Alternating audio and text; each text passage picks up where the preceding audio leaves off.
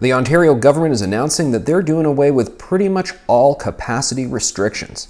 News that is being celebrated by a whole bunch of businesses that were tired of the restrictions on their capacity.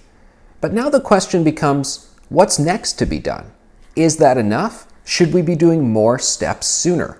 One of the things that I often lament about the discussion about COVID-19 in Ontario is that we operate in something of an information silo.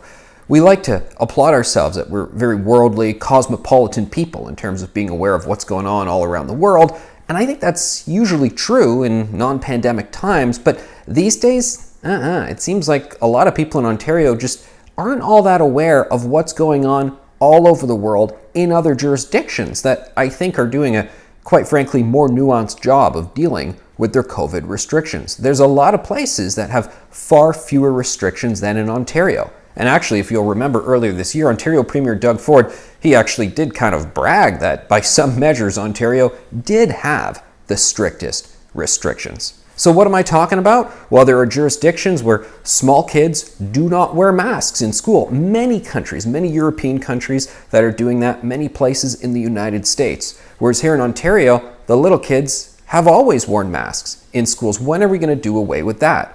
There are some places that have actually done away with masks entirely. England got rid of them in July. No more mandatory masking pretty much anywhere. That was months ago, and it does not seem like they're planning to return to mandatory masks at any point. When are we going to get rid of the masks? It's an earnest question. If not now, then when? A month from now? 2 months from now? A year from now? 2 years from now? When do you think it should happen?